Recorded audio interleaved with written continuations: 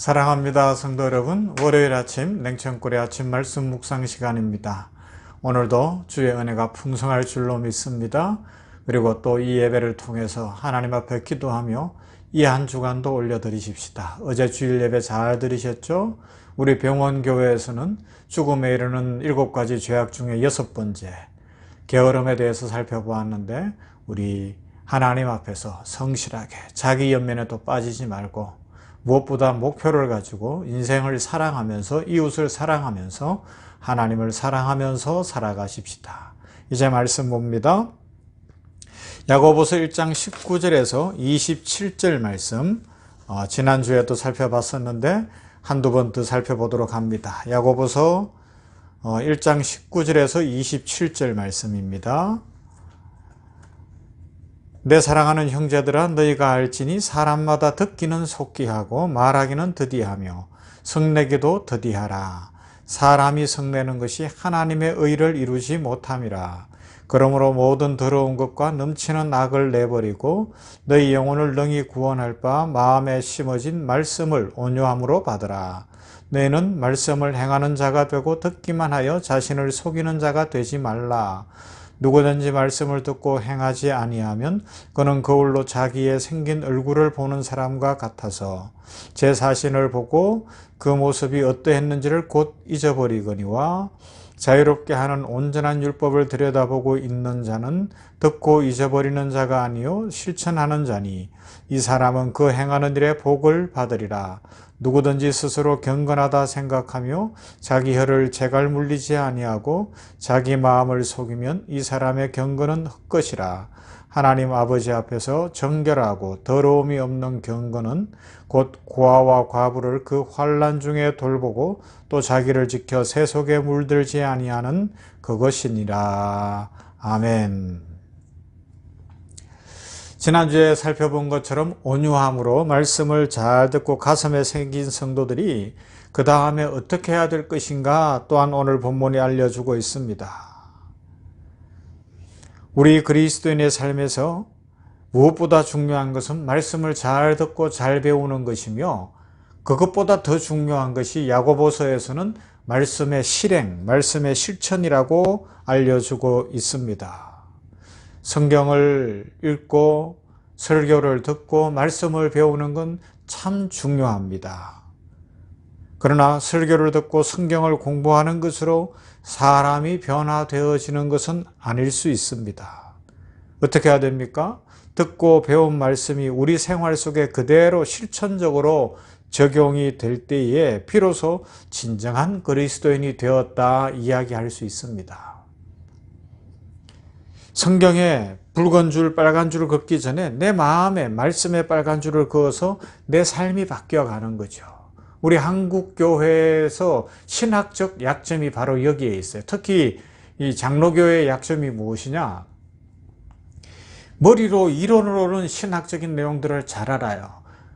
예수 그리스도 안에서 의롭게 되었다, 칭의라고 이야기하는데 의롭게 되었습니다. 우리는 무조건적인 은혜로, 값없는 은혜로 하나님의 자녀가 되었습니다. 그래서 감사합니다. 여기까지는 잘 아는데 그 다음 예수 믿은 이후에 일상을 어떻게 살아야 하느냐, 이 일상의 삶에 있어서 약점이 많아요.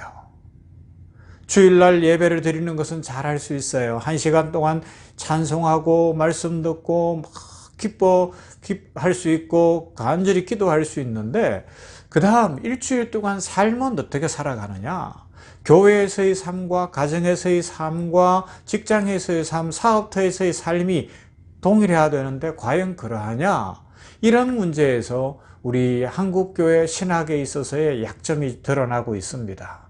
점점 갈수록 삶의 실천이 없다 보니까 젊은 사람들이 그러면 교회 가서 뭘 배우지? 이런 이야기를 할 수 있고요. 그래서 오늘 야고보서는 야고보 시대에도 아마 이런 문제가 계속 돼도 됐던 것 같아요. 22절, 너희는 말씀을 행하는 자가 되고 듣기만 하여 자신을 속이는 자가 되지 말라 말씀하고 있습니다. 초대교회 당시에 이미 이런 문제가 실제적 삶에서 드러났던 것 같아요. 자, 22절, 너희는 말씀을 행하는 자가 되고 라고 이야기합니다. 이전 한글개혁편에는 너희가 도를 행하는 자가 되고 라고 그렇게 표현했었어요. 도가 무엇이에요? 길입니다. 한자로 하면 길도자 아닙니까? 길, 진리의 말씀이 우리의 길입니다. 주의 말씀은 내 발의 등이요 내 길의 빛이니이다 라고 말씀하고 있습니다. 주의 말씀이 우리의 길이 되는 거예요. 여러분, 지금은 전기불이 너무 밝아졌지만 곳곳에 전기불이 다 들어가 있고 웬만하면 가로등이 있지만 그래도 깜깜한 산골에 가면 아직 불이 없어요. 어떻게 해야 돼요? 핸드폰에 불을 켰다고 하십시다. 핸드폰에 이 라이트를 켜면 이게 얼마나 비춰질까요? 10m 비춰지나요? 아니죠.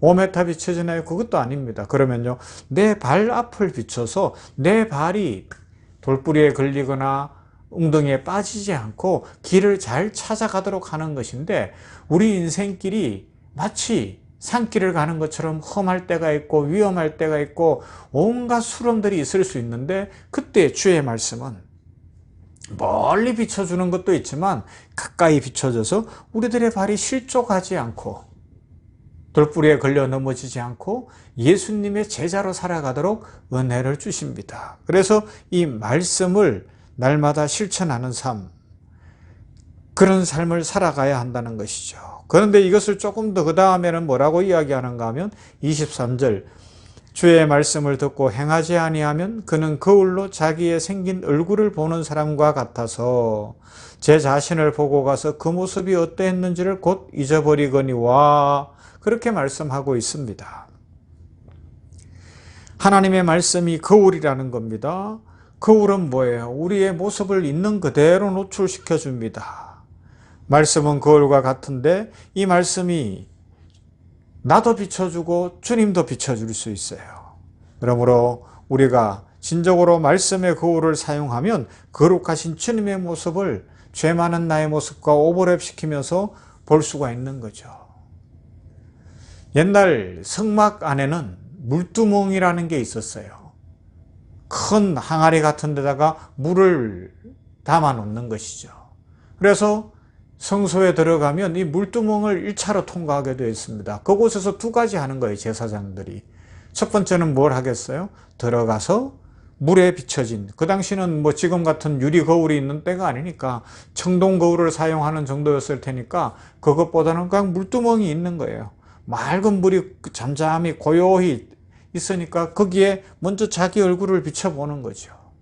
자기 모습을 비춰보고 얼굴에 깨끗한지, 하나님 앞에 나아가기에 괜찮은지 얼굴을 점검하고, 그 다음 두 번째 역할이 뭔가 하면 그 물동에 물을 떠서 손을 씻고 얼굴을 씻고 또 발도 씻고, 발은 왜요? 샌들을 신고 광야길을 다녔으니까 발도 깨끗이 씻는 거예요. 이것이 오늘 우리 교회에서는 의식적으로 그렇게 하지 않습니다. 그러나 이슬람 사람들은 그대로 하고 있어요. 제가 선교할 때 이슬람 지역을 가서 보면 그 이슬람 지역에 그 이슬람 사원에 잘 돼 있는 게 두 가지가 있는데, 하나는 수도 시설이 잘 돼 있어요. 씻는 시설이 잘 돼 있어요. 그 다음 화장실이 비교적 깨끗해요. 이 더러운 걸 멀리 하려는 거죠.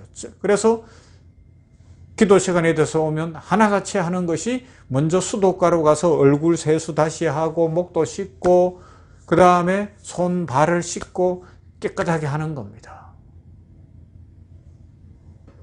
물론 그렇게만 한다고 되는 것은 아닙니다만은 우리의 삶에서도 이런 모습이 좀 필요한 것 같아요.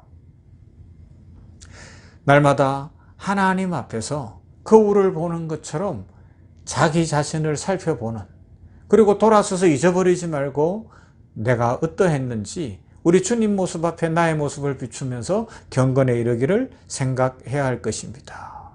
그래서 25절 말씀 뭐라고 이야기합니까? 25절, 자유롭게 하는 온전한 율법을 들여다보고 있는 자는 듣고 잊어버리는 자가 아니요 실천하는 자니 이 사람은 그 행하는 일에 복을 받으리라 말씀합니다.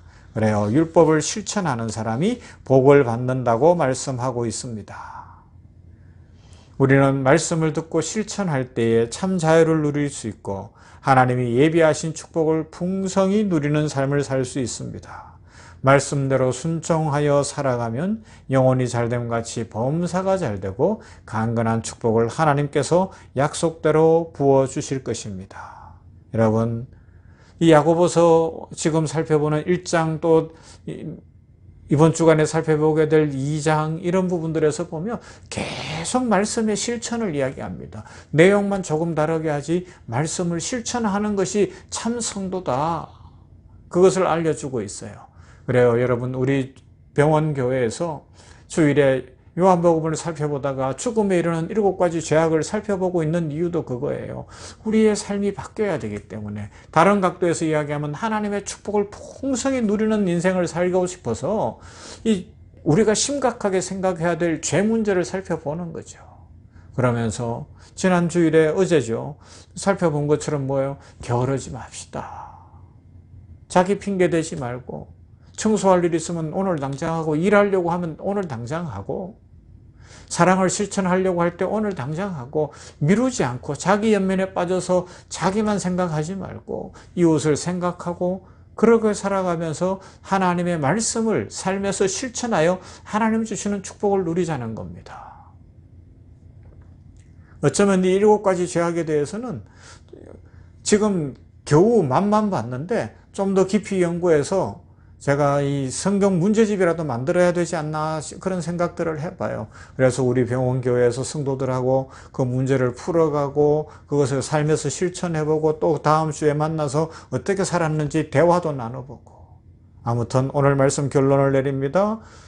우리는 날마다 거울을 보고 돌아서면 잊어버리는 사람처럼 되지 말고 말씀을 삶에서 실천하고 그 도를 따라 살아감으로 하나님의 풍성하신 축복과 은혜를 누리는 복되고 아름다운 인생을 오늘도 사시고 이후로 하나님의 축복 속에서 말씀대로 살아 말씀이 우리 발에 등이고 빛이 되는 그런 복된 삶을 살아갈 수 있기를 주님의 이름으로 축원합니다. 사랑과 은혜가 풍성하신 하나님 감사합니다. 오늘 월요일 아침 냉천골의 아침 말씀 묵상을 야고보서 속에서 살펴봅니다. 야고보 사도 시대에도 말씀을 귀로 듣기만 하고 눈으로 읽기만 하고 실천이 없는 그런 성도들이 많이 있었던 것 같습니다. 그래서 야고보 장로는 교회를 목양하면서 말씀을 실천해야 한다고 이렇게 강조하고 또 강조하는 것을 생각해보며 초대교회도 그랬던 것처럼 오늘 우리 시대에도 말씀을 듣고 배우고 읽기는 하는데 실천이 없음을 회개합니다. 하나님 용서해 주시옵시고 말씀에 실천이 있는 우리 인생 되게 하여 주시옵소서. 날마다 이 말씀의 도를 따라 살아가며 주의 말씀은 내 발의 등이요 내 길의 빛이라는 것을 기억하고 그 말씀을 실천하게 하시며 마치 거울을 보고 돌아서서 잊어버리는 인생 되지 말게 하시고 성소 안에도 물두멍이 있어 제사장이 하나님 앞에 제사를 드릴 때 먼저 자신의 모습을 살펴보고 그 물로 자신을 씻었던 것처럼 우리들 말씀으로 자신을 정결케 하고 실천함으로 하나님의 자녀로 축복을 누리는 인생, 율법을 행할 때에 복을 누린다고 말씀하신 대로 축복이 넘치게 하여 주시옵소서. 올여름 비가 많이 옵니다. 하나님 환경을 파괴하고 자연을 보호하지 못하고 과학을 발전시키고 우리의 삶에 편리한 것, 화학에너지 이런 화석에너지만 너무 많이 사용했던 것들을 회개합니다. 용서해 주시옵시고 우리들 아버지 하나님이여 이 자연재해 속에서 더 겸손하게 하시며 창조주 되신 하나님, 생명의 주인 되신 하나님, 자연질서를 이끌어 가시는 하나님 바라보게 하시며 종말에도 아버지 하나님이여 이 자연이 회복되어야 할 것을 기억하고 나 하나라도 자연을 회복시키기 위하여 더 노력하고 수고하는 신실한 우리들 되게 하시고 이 땅에 피로 인한 피해 더 이상 있지 않게 하시고 인명피해나 재산피해가 발생하지 않도록 주여 긍휼을 베풀어 주시옵시며 우리 예수 믿는 사람들부터 더 겸손하게 하여 주시옵소서. 이 한 주간도 축복하시며 은혜 주시며 말씀을 실천하는 가운데 하나님의 은혜와 축복을 풍성히 누리게 하실 것을 믿습니다. 영혼이 잘됨 같이 범사가 잘되고 강건하도록 이 아침 말씀 묵상하는 모두에게 축복하여 주시옵소서. 예수님 이름으로 기도하옵나이다. 아멘. 찬송할까요? 279장 인내하신 구세주여.